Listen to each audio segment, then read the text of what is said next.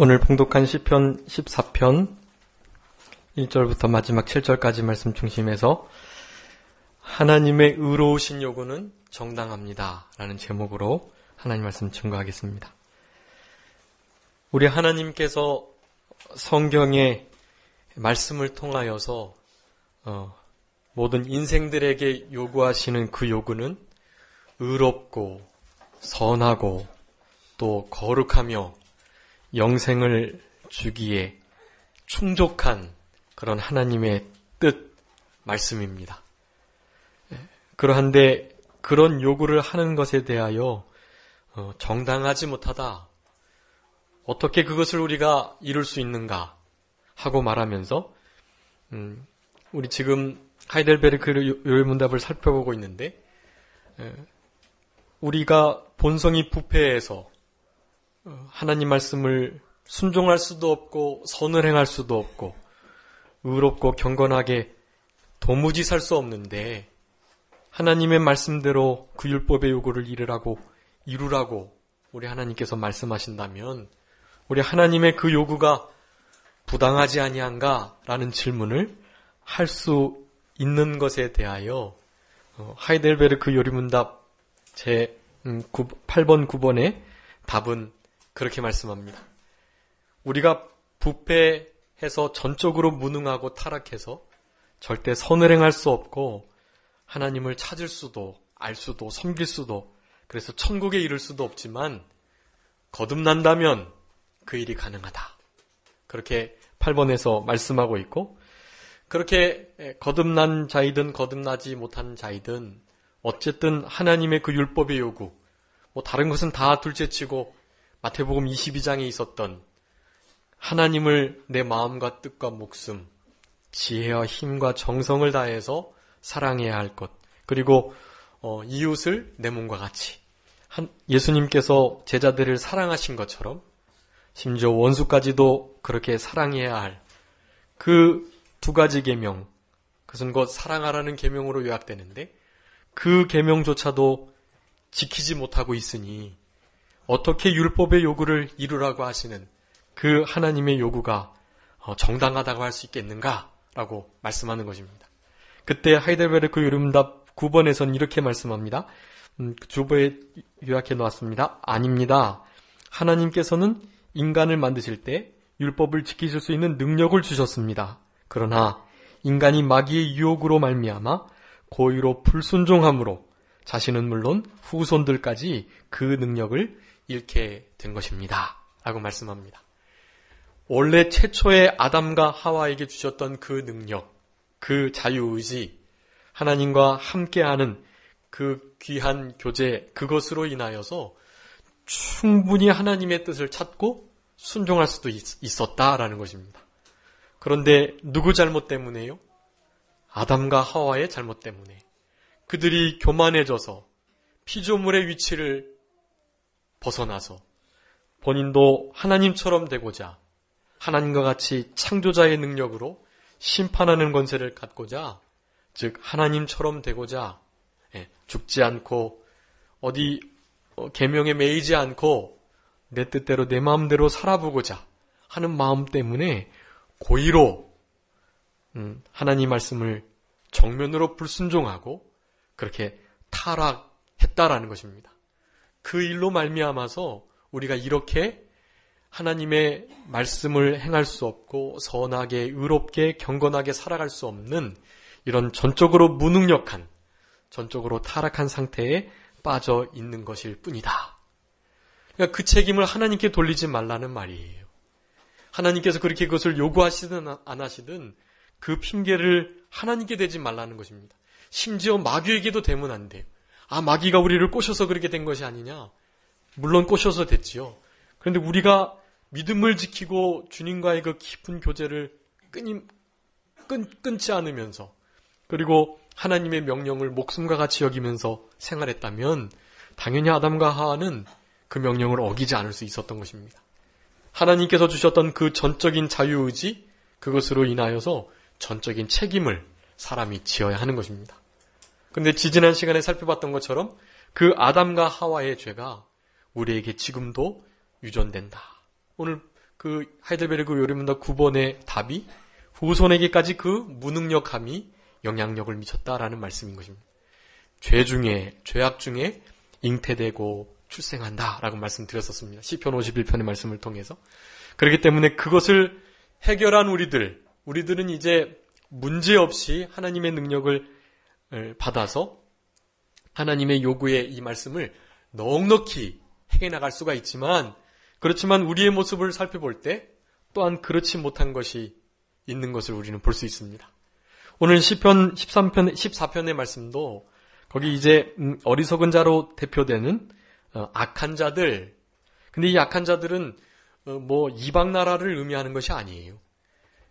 하나님을 믿는다고 하는 자들 가운데 마치 제사도 다 드리고 예배도 다 참석하고 화목제물, 각종 절기와 월삭, 안식일 규례대로 잘 지켜나가긴 하지만 사실은 그의 행위 가운데 전혀 하나님이 계시지 않는 것처럼 그렇게 살아가는 자들에 대한 말씀인 것입니다. 여기 포로라는 단어 때문에 7절에 그 백성이 포로된 것을 돌이키겠다라는 말씀 때문에 이것을 포로기 바로 직후에 그런 시편으로 여기는 학자들이 있지만 그렇지 않아요. 여기서 사용된 이 포로라는 것은 사람들이 당할 수 있는 아주 힘들고 척박한 환경 그리고 고난을 표현할 때 이 포로라는 단어를 쓰기도 합니다. 그렇기 때문에 이것은 다윗 때에 쓰여진 것이 확실하고 다윗이 쓴 흔히 말하는 지혜시인데요. 지혜시는 정확한 시기를 알 수가 없어요. 시편의 참회시, 또 애가, 또 비탄시, 그런 여러 가지 시 종류들이 있는데 그런 시들은 특정한 사건을 배경으로 하기 때문에 연도를 분명히 알 수 있는 것이 많은데 이렇게 14편과 같이 그 연도를 보통은 알지 못하도록, 왜냐하면 일반적으로 적용하기 위해서 그렇게 지혜시를 쓰는 것입니다. 분명히 다윗 왕이 이것을 쓴 것이고 다윗 왕이 말할 때 이 어리석은 자, 여기서 말하는 대적자들, 악한 자들은 결코 이방인들이 아니라는 것을 확실히 말씀하고 있습니다. 그것은 이스라엘 백성들을 의미하는 거예요. 그들 가운데에도 참 하나님의 백성이 있었고, 즉 모든 제사로 말미암아 오실 그리스도를 믿고 믿음으로 제사를 드리는 이들이 있었고, 많은 이들은 내가 지금 끌고 가는 이 양과 나를 위해서 죽는 이 염소가 무엇을 예표하는지를 전혀 모른 채 그냥 형식적인 신앙으로 빠져 있었던 이들이 아주 많았다라는 것입니다. 그런 형식적인 신앙을 가진 이스라엘 백성들에 의해서 참으로 믿음을 가지고 신앙을 지켜나가는 그런 참된 하나님의 백성 유대인들이 큰 핍박을 받게 되는 그러한 상황에 있었다는 것을 우리가 먼저 알아야겠습니다. 그래서 하이델베르그 요리문답도 그렇고 오늘 본문에서 말하는 우리 하나님의 정당한 요구는 무엇이고 거기에 대한 우리의 반응이 어땠고 그리고 결국 하나님께서 의로우시고 그 요구가 정당하다는 그 증거가 무엇인가를 오늘 몇 가지로 좀 살펴보도록 하겠습니다. 결국에는 이 시편 14편의 말씀은 하나님을 알긴 알지만 피상적으로 또 형식적으로 아는 그러한 이들에게 경종을 울리는 그러한 말씀이라고 하겠습니다. 그런 이들의 가장 중요한 특징들은 이제 좀 살펴보겠지만 우리의 반응을 보면서 살펴보겠지만 다들 핑계를 대고 또 모든 잘못에 대한 그 원인을 회피하는 것이 모든 것이 나로 말미암아야만 하는데 다 환경 때문에 또 내가 아닌 다른 타자 때문에 그렇게 말하는 경향이 아주 많고 심지어는 보이지 않는 대상, 사탄에게 그 원인을 돌리거나 결국에는 하나님이 그리하신 것 아니냐, 하나님께서 그렇게 예정하시고 하나님께서 계획하셨으니까 이렇게 된 것이 아니냐라고 말하면서 하나님께서 끝까지 거슬러 올라간다면 아예 하나님께서 아담과 하와가 선악과를 따먹지 않게 하셨으면 될 것을 일하는 것으로 모든 죄의 원인을 돌리는 그런 자들이 있는 것입니다. 그거 어리석은 자예요. 하나님이 존재한다는 것은 부인하지 않지만 사실은 전혀 그의 행위와 마음 상태 가운데 하나님이 없는 것과 다름없는 그러한 삶을 살아가는 흔히 말하는 크리스찬들이 많이 있을 수 있다라는 것입니다. 우리 영학교회 성도님들 가운데는 그런 분들이 한 분도 안 계신 줄 알지만 혹시라도 그러한 전철을 밟고 계신다면 빨리 회개하고 돌이키시고 오늘 본문에 나오는 시온에서 구원자가 나오기를 간절히 바라며 그 피난처에 숨는 그런 참된 신앙으로 즐거워하고 기뻐하는 신앙을 회복하는 우리들이 되었으면 좋겠습니다. 첫 번째, 우리 하나님께서 요구하시는 것이 좀 있는데요. 그것은 1절부터 5절까지 나와 있는데 첫 번째는 1절에 어리석은 자는 그 마음에 이르기를 하나님이 없다 한다라고 말씀합니다. 이 말은 다른 말로 하면 우리 하나님은 존재하시고 계신다. 보이시지 않지만 분명히 계시다라는 것을 하나님이 만드신 피조물 가운데 가장 으뜸 그리고 그의 형상대로 창조한 사람을 통해서 듣고 싶어 하신다라는 것입니다. 그러니까 우리 하나님께서는 우리에게 그걸 지금 요구하고 계세요. 하나님은 어떻게 계신다? 살아계신다라는 것입니다. 여러분, 하나님이 살아계신 것을 믿으시죠? 네, 믿으실 줄 믿습니다. 근데 마귀도 믿어요, 그걸. 하나님이 살아계신 것을 믿고 하나님이 예수님의 아들을 이 땅에 보내신 것, 그가 십자가에 못 박히신 것, 이 마귀들도 다 알아요, 그것은. 시인하고 인정하고 믿습니다, 그것을.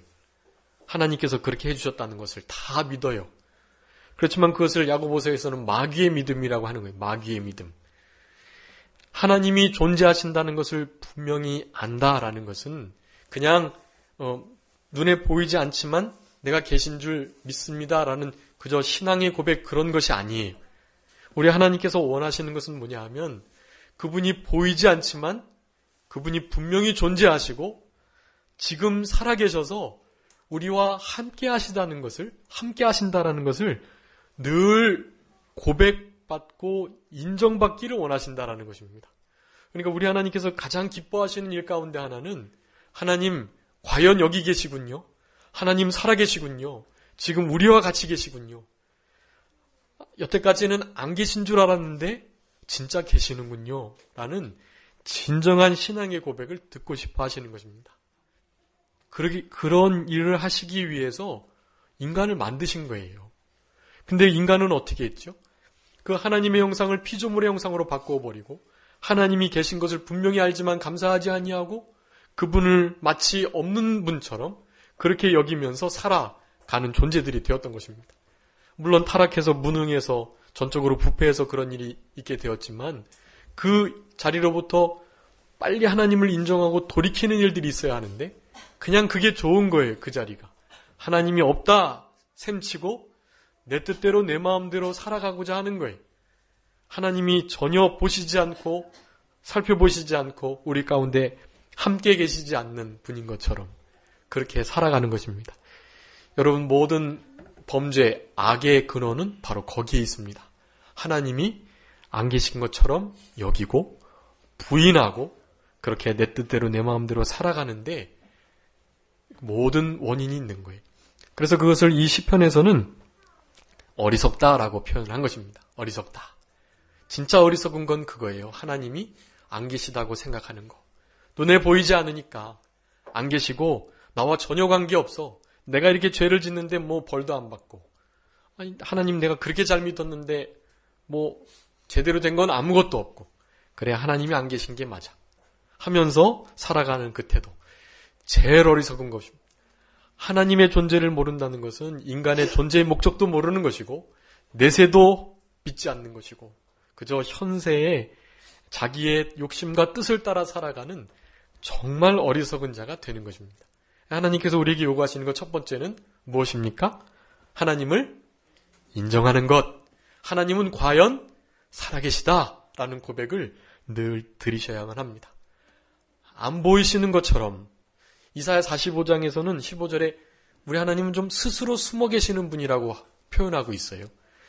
우리의 믿음을 시험하시고 우리가 하나님께 대하여 어떠한 마음과 태도를 가지는지를 하나님께서 아시고자 또 연단하고 단련하시고자 가끔은 도와주시지 않으시고 또 우리가 그렇게 많이 기도했지만 우리가 사랑하는 사람들이 우리 곁을 떠나거나 또 우리의 간절한 기도가 하나님 앞에 상달이 안 되거나 그런 일들이 있는 것입니다. 그렇다고 해서 하나님이 안 계신 게 아니라는 거예요. 그런 일이 있어도 그럼에도 불구하고 하나님을 인정하고 하나님이 과연 여기 지금 나와 함께 살아계시다라는 것을 고백하는 것, 그것을 우리 하나님께서는 요구하신다라는 것입니다. 여러분이 요구가 부정당한가요? 너무나 정당한 일입니다. 그러니까 하나님의 눈동자 앞에서 이제 살아가셔야 돼요. 아무도 보지 않지만 하나님께서 나를 보고 계신다. 나와 지금 함께 하신다. 죄를 범해서 거룩하신 하나님이 나를 떠나시지 않으시기를 우리 하나님은 간절히 바라신다. 요셉이 어떻게 하나님의 그 눈동자 앞에서 이런 큰 악을 범할 수 있는가 했던 것처럼, 그래서 죄를 떠나는 것처럼 우리는 그렇게 살아야만 하는 것입니다.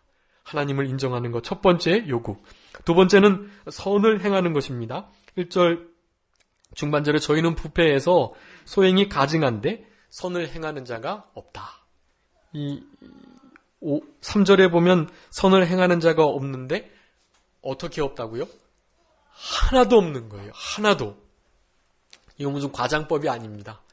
그래서 모든 인간이 다 전적으로 부패했다. 전적으로 타락하고 무능력하다라는 것을 말하는 것입니다. 이것은 참된 진실이에요. 이 속에 우리들도 속해 있었고 사실은 그러한 실제적인 삶을 살아갑니다. 선을 전혀 행하지 못하는 자처럼 그렇게 살아가는 거예요. 믿지 않는 자들은 당연히 그렇게 살아가고 있고요. 믿는 우리들도 우리의 정과 욕심이 십자가에 못 박혀 죽었지만 마치 살아있는 것처럼 정과 욕심에 져서 마귀의 유혹에 넘어져서 그렇게 살아가는 우리들이 선을 전혀 행하지 못하는 그러한 삶을 살아가고 있는 것입니다. 하물며 하나님을 부인하고 하나님을 인정하지 않는 자들의 삶이란 말할 것도 없습니다. 전적으로 부패하고 전적으로 무능력해서 결코 선을 행하거나 의롭게 살아갈 수가 없어요. 그렇지만 하나님께서는 그렇게 살아가라 요구하시는 것입니다. 우리를 하나님의 선한 일을 위해서 지으셨다라고 말씀합니다. 하나님의 선한 일을 위한 친백성 열심내는 자로 삼으시려고 우리를 지으셨다라고 말씀하셨어요. 우리는 선한 일을 늘 해야 합니다. 이건 구제하고 착하게 도우면서 그렇게 살아가라는 의미가 아니에요. 물론 그렇게 살아가는 것이 빛의 역할을, 소금 역할을 감당하는 일이긴 하지만 가장 먼저는 이 선이라는 것은 하나님밖에 선한 분이 없고, 즉 하나님과 관계된 일을 잘해라라는 거예요. 믿음 생활하는 것, 그것이 최고의 선입니다. 그러니까 우리가 굳이 구제하지 않고 다른 사람 잘 돕고 그렇게 봉사하지 않아도 우리 성도님들께서 제대로 된 신앙생활을 하시면 그것이 바로 선이 되는 것이에요. 그 모습을 보고 다른 사람들이 나도 저분처럼 살고 싶다. 나도 저분이 다니는 교회 가고 싶다. 저분이 믿으시는 예수님이 누구신지 모르지만 믿고 싶다. 그렇게 되는 거예요. 믿음 생활을 바로 하면, 믿는 일을 제대로 할 때 그것이 가장 선을 행하는 일인 것을 우리 하나님께서 말씀하고 계시는 것입니다. 하나님이 요구하시는 것 두 번째는 선을 행하는 것. 세 번째는 2절하고 5절에 나오는데, 여호와께서 하늘에서 인생을 굽어 살피사 지각이 있어 하나님을 찾는 자가 있는가 보려 하셨는데, 하나님을 찾는 자, 그것을 말씀하고, 또 5절에는 4절 말씀에는 죄악을 행하는 자는 다 무지하뇨 저희가 떡을 먹듯이 내 백성을 먹으며 여호와를 부르지 않는다. 하나님께서 요구하시는 것은 하나님을 찾고 하나님을 부르는 것이라고 할 수가 있겠습니다. 하나님을 인정하고 그분께서 선을 행하기를, 믿음 생활 잘하기를 원하신다면 우리는 이러한 탄식이 나올 수밖에 없어요. 저 늘 주님을 잊어버리고 살아가고 있고 선을 결코 행할 수 없는데 주님 어떡하지요? 주님 도와주세요. 제가 어떻게 이 일을 감당할 수 있겠습니까? 라면서 하나님 앞에 기도하고 간구할 수밖에 없다라는 것입니다. 하나님을 찾고 하나님 앞에 부르짖을 수밖에 없다라는 것입니다. 하나님은 그것을 우리에게 요구하세요. 하나님을 찾고 그리고 그분께 부르짖으라 라는 말씀을 하고 계시는 것입니다. 그런데 14편에서 보면 우리들의 반응, 여기 어리석은 자 또 악인들, 사실은 우리들이 신앙생활을 제대로 하지 못할 때에 우리들의 모습 그대로인 것을 우리는 분명히 아셔야 합니다. 우리들의 반응은 어떻다고요? 첫 번째는 어리석어서 하나님이 없다라고 말씀한다라는 것입니다. 이 어리석다라는 것은 그저 지혜가 부족하고 조금 지각 능력이 떨어지는 그런 것을 의미하는 게 아니에요. 우리 본문에 말씀하는 이 어리석다라는 것은요, 원어적으로는 피조물의 위치를, 신분을, 처지를 망각했다 그런 뜻입니다. 두 번째는 하나님의 언약과는 관계없다 그런 의미가 있어요. 두 가지. 피조물의 위치에서 이탈했다라는 뜻이고 또 하나님의 언약과는 관계없다 그런 두 가지 의미가 있어요. 피조물의 위치에 있지 않기 때문에 하나님이 하나님처럼 되고자 하고 하나님 앞에서 교만하게 된 것입니다. 하나님이 없는 것처럼 생각하고 하나님을 두려워하지 않으면서 그렇게, 물론 로마서 1장 19절에 보면 모든 사람에게 하나님께서 신지식을 주셨어요. 그래서 만물을 보아서 분명히 하나님이 살아계심을 알게 해주셨습니다. 믿지 않는 자들에게도 그 신의식을 주셨어요. 그렇기 때문에 신이 사실은 어렴풋 분명히 있다, 존재를 인정하지 않을 수 없어요, 사람은. 그렇지만 그런 우리 속에 내재된 하나님을 알만한 것을 우리가 어떻게 하고 있냐 하면, 특별히 믿지 않는 자들은 그것을 애써 부인하는 것입니다. 부인하는 거예요. 그러니까 나중에 핑계치 못해. 베드로후서 3장 5절 말씀 한번 읽어주시기 바랍니다. 베드로후서 3장 5절. 이는 하늘이 옛적부터 있는 것과 땅이 물에서 나와 물로 성립한 것도 하나님의 말씀으로 된 것을 저희가 불어 잊으려 함이로다. 아멘. 하나님의 존재, 하나님이 하신 일들을 어떻게 해요?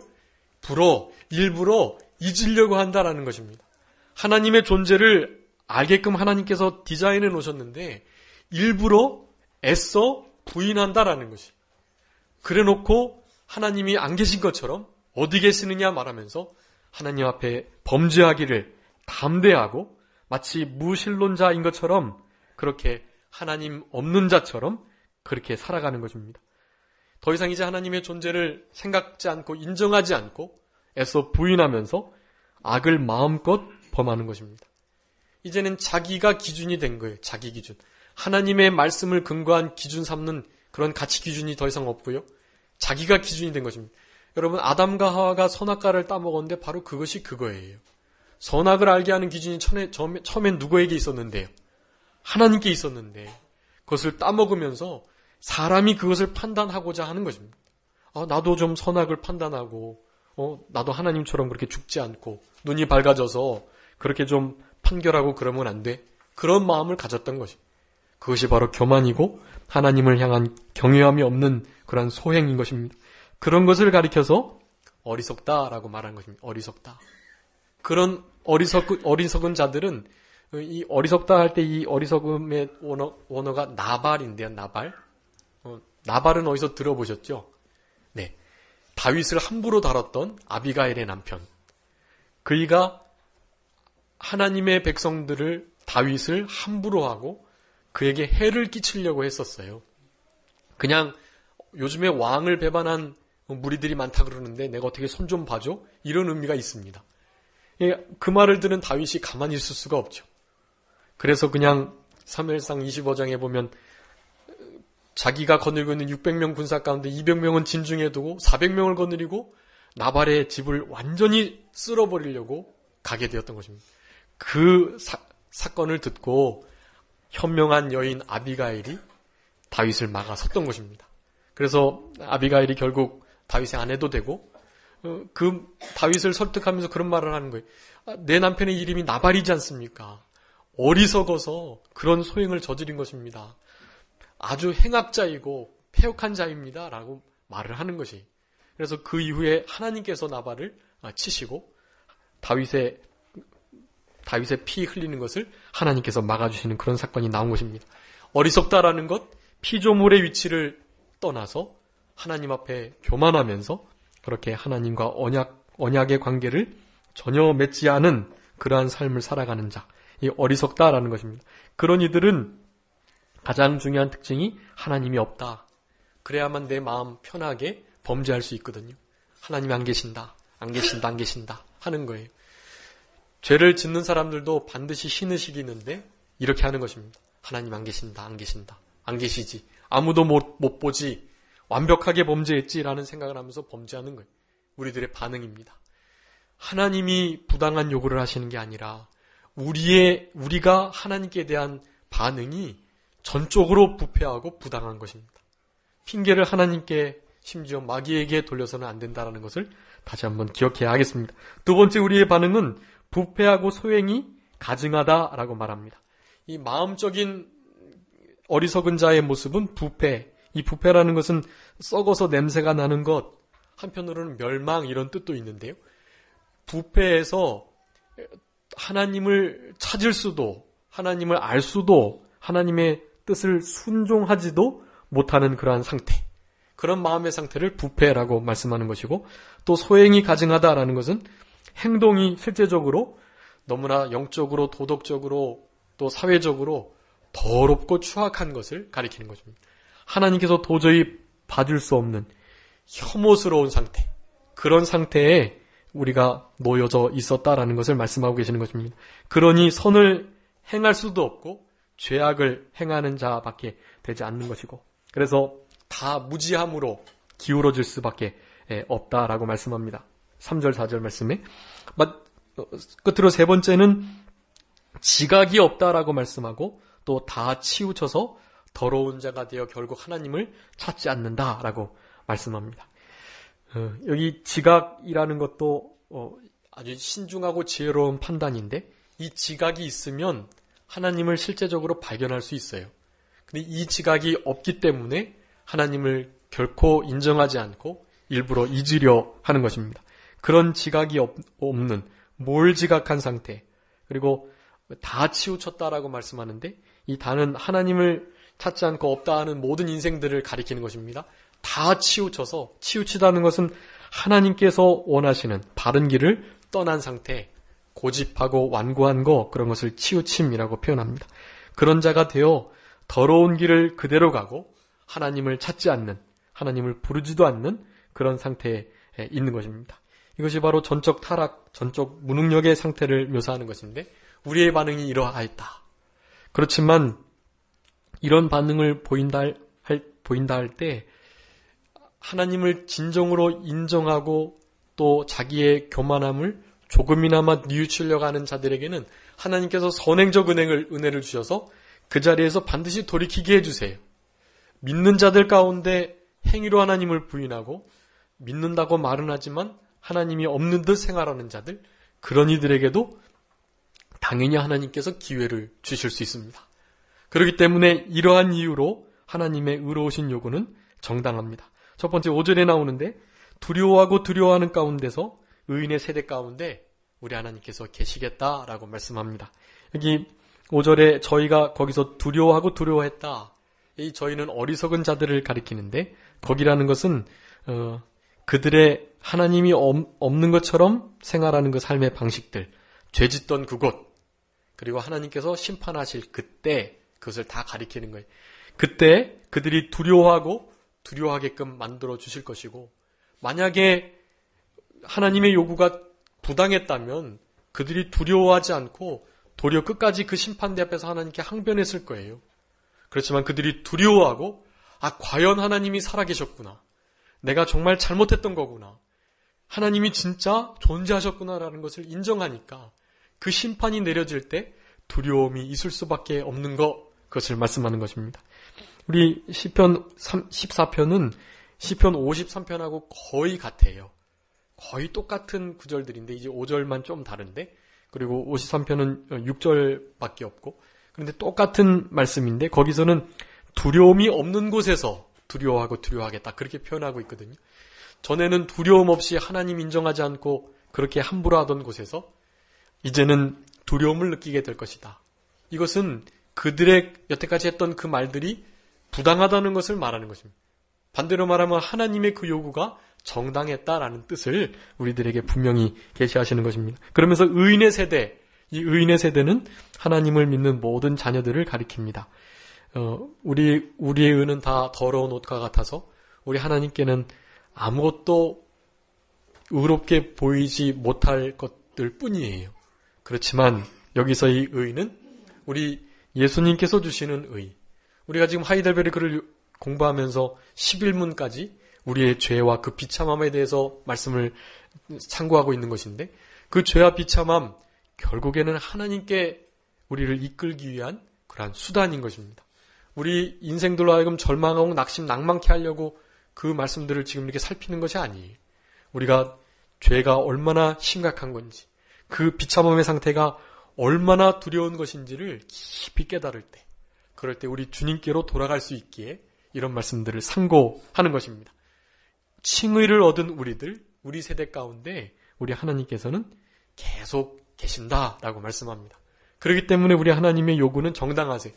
하나님 안 계시고 우리만 순종하고 그 일을 이루라 하시는 것이 아니고, 그분이 우리의 삶 가운데 늘 같이 하시고 그 일을 할 수 있도록 정말 부당한 요구처럼 도저히 우리의 힘으로 할 수 없는 일인 것처럼 여겨지지만, 우리와 함께 계신 그분이 우리에게 힘 주신다면 넉넉히 할 수 있는 그런 우리들인 것이, 로마서 8장에서 성령으로 살아가는 자들에게 하나님께서 율법의 요구를 이루어지게 하셨다, 그렇게 말씀합니다.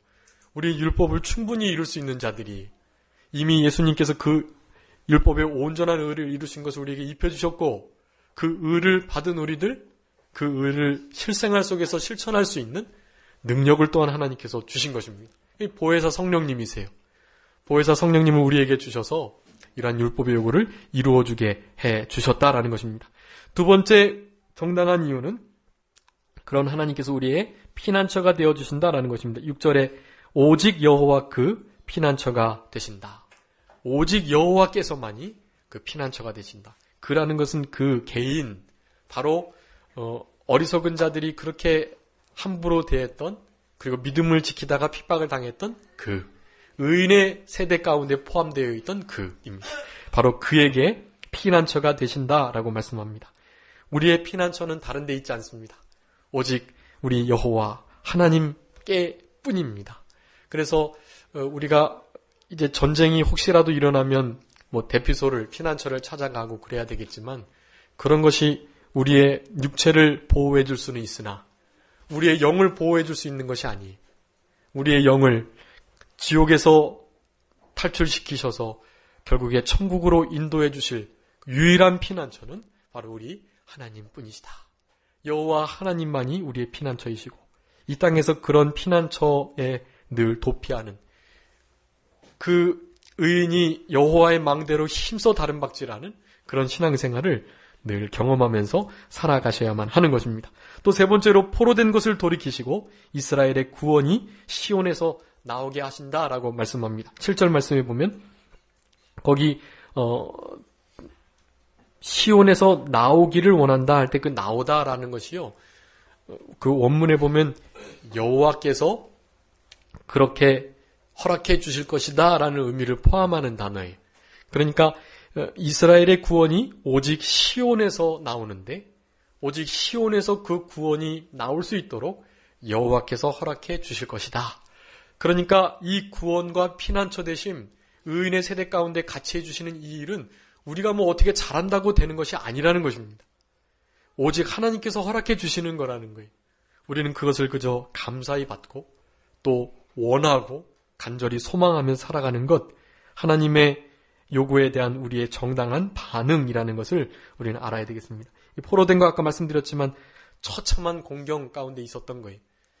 제대로 믿고자 하는 이들은 반드시 어리석은 자들, 악한 자들, 가증히 행하는 부패한 자들에게 늘 공격을 당하게 돼 있어요. 그렇기 때문에 그러한 공격을 넉넉히 이길 수 있도록 늘 피난처로 달려가는, 우리와 함께 계시는 여호와를 의지하는 우리들이 되어야 하는 것이고, 그 구원을 기다리는 일, 그 구원을 기다리면 그 구원을 베푸셔 주실 수 있는 능력의 그분께서 우리에게 구원을 허락해 주시는 것입니다. 율법의 요구를 이루어지게 해주시는 거예요. 우리가 하는 것이 아닙니다. 그분이 이루어지게 해주시는 거예요. 그러니까 그의 율법을 지키라고 말씀하시는 그 요구는 의로운 것이고 정당한 것이라는 것을 우리가 알아야 되겠습니다. 결국에는 7절 마지막에 보면 야곱이 즐거워하고 이스라엘이 기뻐하겠다. 하나님께서 돌이키실 때 그 일이 가능하다. 우리가 반대길로 가고 있었는데 우리를 돌이키게 해주시고, 지난 시간에도 했죠. 예레미야 5장, 애가 5장에 있는 것처럼 주께서 우리를 돌이키신다면 우리가 돌아가겠습니다. 우리가 아무것도 할 수 없어요. 그저 돌이켜달라고 부탁을 드려야 되는 것입니다. 근데 중요한 것은 돌이켜달라고 했는데 돌이키지 않게 해주셨기 때문에 내가 안 돌아갔어. 내가 못 돌아간 거야. 이렇게 말하면 안 되는 거예요. 그것을 주님께 핑계를 대면 안 돼요. 주님께서 돌이키시면 우리가 돌아가는 것은 맞는데 인간 편에서 볼 때는 우리가 해야 할 바를 해야 하는 것입니다. 믿고 회개하고 주께 돌아가는 거예요. 그렇지만 하나님 편에서 볼 때는 우리를 회개케 하시고 믿음을 선물로 주시고 우리로 하여금 돌이키게 할 수 있도록 힘을 주시는 것이라는 거예요. 그 두 가지가 모순되는 것이 아니. 그것이 하나님의 원리적인 측면이고 우리 입장에서는 우리가 선물로 받은 믿음을 가지고 힘써서 회개하고 피 흘리기까지 죄와 싸우고 이러한 부당한 반응을 대항해서 어리석은 자가 아닌 참된 지혜자로 이 땅을 살아가야 하는 것입니다. 그럴 때 우리에게 참된 기쁨과 즐거움의 신앙이 회복되는 것입니다. 그러면서 하나님의 그 요구가 부당하지 않다는 것을 확신하고 하나님 앞에 더욱더 충성할 수 있는 우리들의 삶이 되는 것입니다. 아무쪼록 한 주간 살아가실 때 우리 하나님께서 우리에게 요구하시는 거 마땅히 행할 수 있는 힘이 있으니까 우리에게 주신 줄 알고 감사하면서 그 요구를 당당히 순종해드리는 우리들이 되었으면 좋겠고, 우리 주님의 이 정당한 의로운 요구, 이것에 우리의 모든 사활을 걸고 우리 주님과 늘 동행하면서 피난처로 삼는 우리들이 다 되었으면 좋겠습니다. 자, 기도하겠습니다. 살아계신 아버지 하나님 감사합니다. 우리를 사랑하셔서 우리의 부패하고 무능력한 상태에 있는 우리의 심령들을 살리시고 하나님의 자녀로 부활의 영원한 새 생명을 가진 거듭난 크리스찬으로 이 땅을 살아가면서 하나님의 의로운 요구를 온전히 이행할 수 있는 능력을 허락해 주신 것 진심으로 감사합니다. 의인의 세대 가운데 함께 거하시겠다고 하셨사오니 날마다 칭의를 누리며 힘써 의로움을 지켜나가는 우리의 두루마기를 힘써 빠는 저희들이 되게 하여 주시고 우리 주님께 늘 힘써 도망가고 피난처 삼는 우리 영화교회 모든 성도님들이 다 되게 하여 주시옵소서.